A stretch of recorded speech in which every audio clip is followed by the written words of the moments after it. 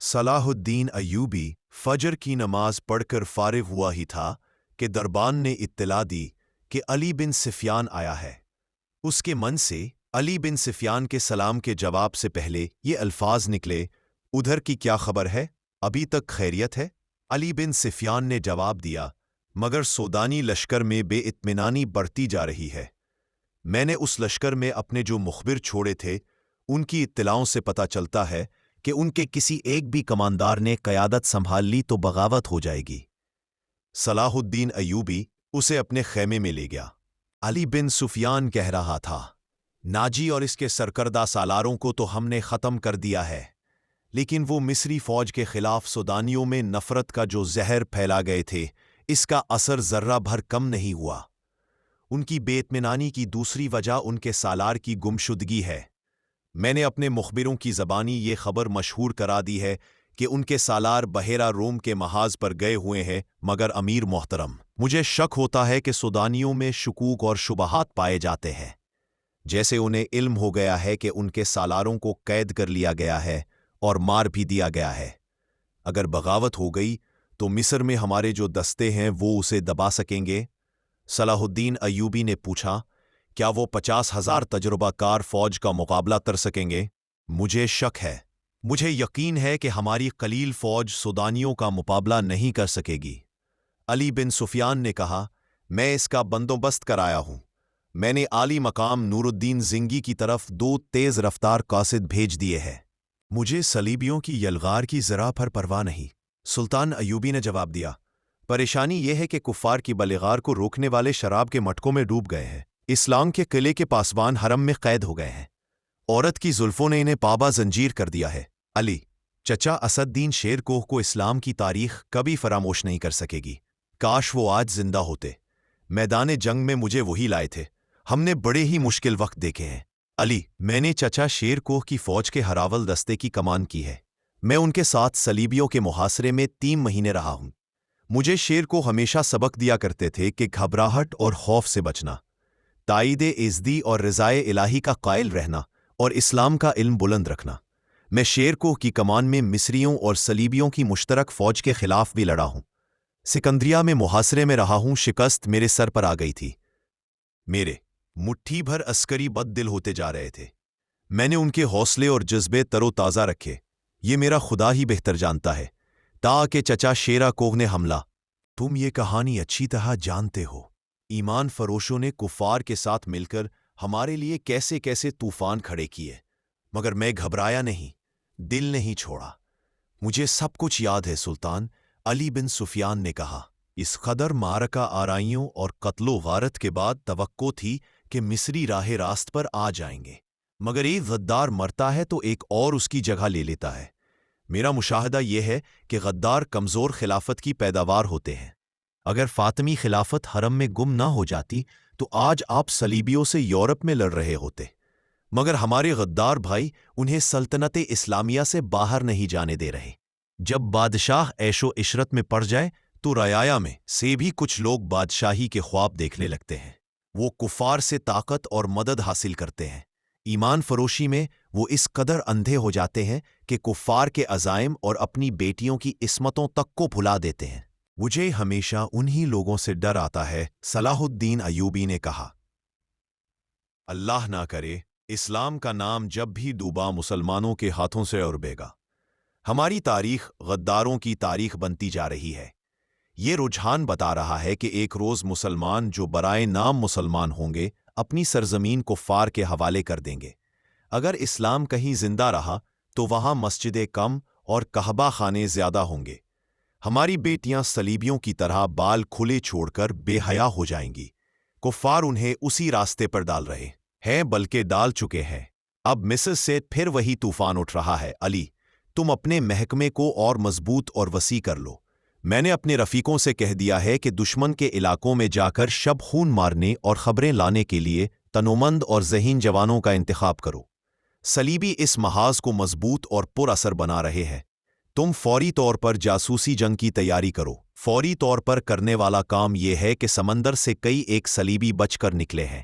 ان میں زیادہ تر زخمی ہے، اور جو زخمی نہیں वो कई कई दिन समंदर में डूबने और तैरने की वजह से जख्मियों से बदतर है। उन सब का इलाज मुआलजा हो रहा है, मैंने सबको देखा है। तुम भी उन्हें देख लो और अपनी ज़रूरत के मुताबिक उनसे मालूमात हासिल करो। सुल्तान अयूबी ने दरबान को बुलाकर नाश्ते के लिए कहा और अली बिन सुफियान से कहा, कल कुछ जख्मी और अच्छी भली लड़कियां मेरे सामने लाई गई थीं। 6 तो समुंदर से निकले हुए कैदी हैं। इनमें एक पर मुझे शक है कि वो सिपाही नहीं, रतबे और ओहदे वाला आदमी है। सबसे पहले उसे मिलो।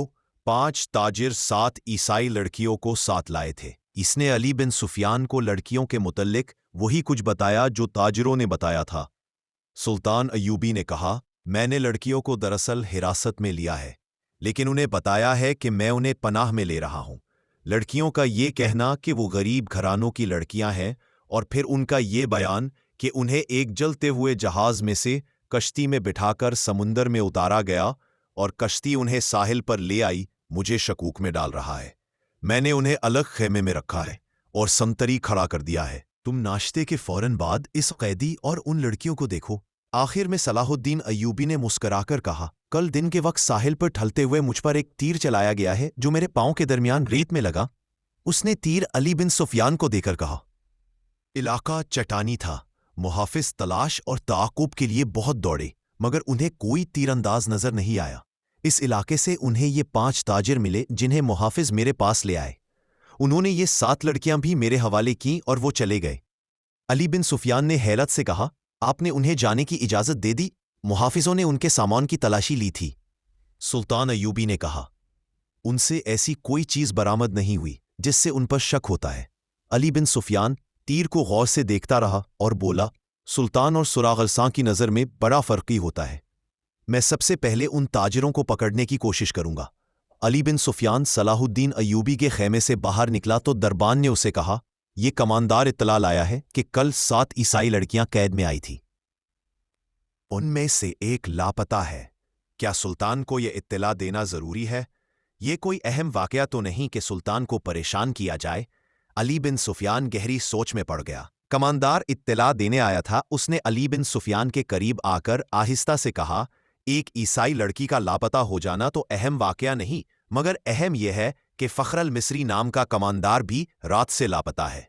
रात के संतरियों ने बताया है कि वो लड़कियों के खेमे तक गया था, वहां से जख्मियों के खेमों की तरफ गया और फिर कहीं नजर नहीं आया। रात वो गश्त पर निकला था। अली बिन सुफियान ने जरा सोचकर कहा, ये इत्तला सुल्तान तक अभी न जाए। रात के उस वक्त के तमाम संतरियों को इकट्ठा करो जब फखर गश्त पर निकला था। उसने सुल्तान अयूबी के मुहाफिज दस्ते के कमानदार से कहा कि कल सुल्तान के साथ जो मुहाफिज साहिल तक गए थे उन्हें लाओ।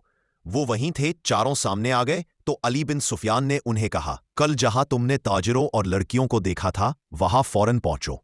अगर वो ताजिर अभी तक वहीं हैं तो उन्हें हिरासत में ले लो और वहीं मेरा इंतजार करो, और अगर जा चुके हों तो फौरन। मुहाफिज रवाना हो गए तो अली बिन सुफियान लड़कियों के खेमे तक गया। 6 लड़कियां बाहर बैठी थीं और संतरी खड़ा था। अली ने लड़कियों को अपने सामने खड़ा करके अरबी जुबान में पूछा, 7वीं लड़की कहाँ है? लड़कियों ने एक दूसरी के मन की तरफ देखा और सर हिलाए। अली बिन सुफियान ने कहा, तुम सब हमारी जुबान समझती हो। लड़कियां उसे हैरान सा होके देखती रहीं। अली उनके चेहरों और डील डोल से शक में पड़ गया था। वो लड़कियों के पीछे जा खड़ा हुआ और अरबी किस्म के सिपाही बुला लाओ। तमाम लड़कियां बदकर पीछे को मुड़ीं। 2-3 ने बैक वक्त बोलना शुरू कर दिया। वो अरबी जुबान बोल रही थीं। लड़कियों के साथ तुम ऐसा सलूक नहीं कर सकते, एक ने कहा। हम तुम्हारे खिलाफ नहीं लड़े। अली बिन सुफियान की हंसी निकल गई। उसने कहा, मैं तुम्हारे साथ बहुत अच्छा सलूक करूंगा। तुमने जिस तरह एक ही धमकी से अरबी बोलनी शुरू कर दी है, अब बगैर किसी धमकी के ये बता दो कि 7वीं लड़की कहाँ है। सब ने लाइल्मी का इजहार किया। अली ने कहा, मैं इस सवाल का जवाब लेकर रहूंगा। तुमने सुल्तान पर जाहिर किया है कि तुम हमारी जुबान नहीं जानती, अब तुम हमारी। क्या मैं तुम्हें छोड़ दूंगा? उसने संतरी से कहा, उन्हें खेमे के अंदर बिठा दो। रात के संतरी आ गए थे। फखरुल मसरी की गश्त के वक्त के संतरियों से अली बिन सुफियान ने पूछगछ की। आखिर लड़कियों के खेमे वाले संतरी ने बताया कि फख्र रात उसे यहां खड़ा करके जख्मियों के खेमों की तरफ गया था। थोड़ी देर बाद उसे उसकी आवाज सुनाई दी, कौन हो तुम? नीचे आओ। संतरी ने उधर देखा तो अंधेरे में उसे कुछ भी नजर न आया। सामने मिट्टी के टीले पर उसे एक आदमी का साया सा नजर आया और वो साया वहीं गायब हो गया। अली बिन सुफियान फौरन वहां गया। ये टीला साहिल के करीब था। इसकी मिट्टी रतीली थी। एक जगह से साफ पता चल रहा था कि वहां कोई ऊपर गया है। वहां जमीन पर दो किस्म के पांव के निशान थे। एक निशान तो मर्द का था जिसने फौजियों वाला जूता पहन रखा था। दूसरा निशान छोटे जूते का था और जनाना लगता था। जमीन कच्ची और रेली थी। जनाना निशान जिधर से आया था, अली बिन सुफियान उधर को चल पड़ा। ये निशान उसे इस खेमे तक ले गए जहां मॉबी रॉबिन से मिली थी। उसने खेमे का पर्दा उठाया और अंदर चला गया। उसकी चेहरा शनास निगाहों ने जख्मी कैदियों को देखा। सबके चेहरे जांचे। रॉबिन बैठा हुआ था। इसने अली बिन सुफियान को देखा और फौरन ही कराहने लगा, जैसे उसे दर्द का अचानक दौरा पड़ा हो। अली ने उसे कंधे से पकड़कर उठा लिया और खेमे से बाहर ले गया। उससे पूछा, रात को एक कैदी लड़की इस खेमे में आई थी, क्यों आई थी? रॉबिन इसे ऐसी नजरों से देखने लगा जिनमें हैरत थी और ऐसा तासुर भी जैसे वो कुछ समझा ही ना हो। अली बिन सुफियान ने उसे आहिस्ता से कहा, तुम मेरी जबान समझते हो दोस्त, मैं तुम्हारी जबान समझता हूं, बोल सकता हूं, लेकिन तुम्हें मेरी जबान में जवाब देना होगा। रॉबिन इसका मना देखता रहा। अली ने सुंतरी से कहा, इसे खेमे से बाहर रखो। अली बिन सुफियान खेमे के अंदर चला गया और कैदियों से उनकी जबान में पूछा, रात को लड़की इस खेमे में कितनी देर रही थी? अपने आप को अजियत में ना डालो। सब चुप रहे, मगर एक और धमकी से एक जख्मी ने बता दिया कि लड़की खेमे में आई थी और राहन के पास बैठी और लेटी रही थी। ये जख्मी समंदर में जलते जहाज से कूदा था। उसने आग का भी और पानी का भी कहर देखा था। वो इतना जख्मी नहीं था जितना खौफजदा था। वो किसी और मुसीबत में पड़ने के लिए तैयार नहीं था। उसने बताया कि उसे ये मालूम नहीं कि रॉबिन और लड़की के दरमियान क्या बातें हुए और लड़की कौन थी। उसे ये भी मालूम नहीं था कि रॉबिन का ओहदा क्या है। वो उसके सिर्फ नाम से वाकिफ था। उसने ये भी बता दिया कि रॉबिन इस कैंप में आने तक बिल्कुल तंदुरुस्त था। यहां आकर वो इस तरह कराहने लगा जैसे उसे अचानक किसी बीमारी का दौरा पड़ गया हो। अली बिन सुफियान एक मुहाफिज की रहनुमाई में उन 5 आदमियों को देखने चला गया जो ताजरों के बैरूप में कुछ दूर खैमाजन थे। मुहाफिजों ने उन्हें अलग बिठा रखा था। अली को उन्होंने पहली इत्तला ये दी कि उनके पास कल 2 ऊँट थे मगर आज एक ही है। यही इशारा काफी था। वो इस सवाल का कोई तसल्ली बख्श जवाब न दे सके कि दूसरा ऊँट कहाँ है। दूसरे ऊँट के पांव के निशान मिल गए। अली बिन सुफियान ने उन्हें कहा, तुम्हारा जुर्म मामूली चोरी चकारी नहीं है। तुम एक पूरी सल्तनत और उसकी तमाम तर आबादी के लिए खतरा हो, इसलिए मैं तुम पर जरा भर रहम नहीं करूंगा। क्या तुम ताजिर हो? हाँ, सब ने सर हिलाकर कहा, हम ताजिर हैं जनाब, हम बेगुनाह हैं। अली बिन सुफियान ने कहा, अपने हाथों की उल्टी तरफ मेरे सामने करो। 5 ने हाथ उल्टे करके आगे कर दिए।